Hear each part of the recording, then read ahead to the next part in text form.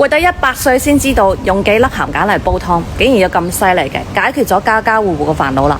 下邊呢，我就分享一個萬能嘅配方俾你，花10個億呢，你都買唔嚟啊！咁呢個呢，就係90歲嘅老郎中呢分享俾我嘅方法，記得點讚收睇新啦。經常鉗鉗聲嘅，醉醺醺嘅，呢度黃色白色嘅嘢呢特別多嘅。今日呢，呢個湯你一定要多啲煲嚟飲啦。首先呢，準備1斤嘅龍骨、鹹橄欖、1個蘋果同埋幾片薑。我用嘅呢，就係福建呢個鹹橄欖啦。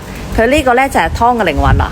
每次煲湯嘅時候呢，攞3粒出嚟，一包呢就夠用1年噶啦。然之後呢，洗乾淨佢，洗去表面嗰啲鹽，咁樣呢就唔會鹹噶啦。然之後呢，用嚟拍佢，咁樣煲出嚟嗰啲湯呢先係入味噶吓。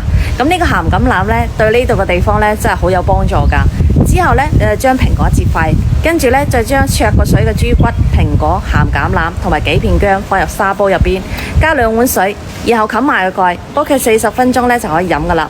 咁樣煲出嚟嘅湯呢，清甜回甘，睇到都想流口水啊！聞起嚟呢，滿滿嘅橄欖香味，蘋果呢煲到軟爛熟透，證明營養呢就已經煲出嚟啦。咁呢個湯呢，最重要呢就係佢可以生津嘅，等你飲完之後呢，又想飲。咁如果你想飲呢個鹹橄欖嘅話呢，你可以點個頭像，頭像下邊呢就有一個彤彤美食記，美食記入邊呢就有呢個嘢啦。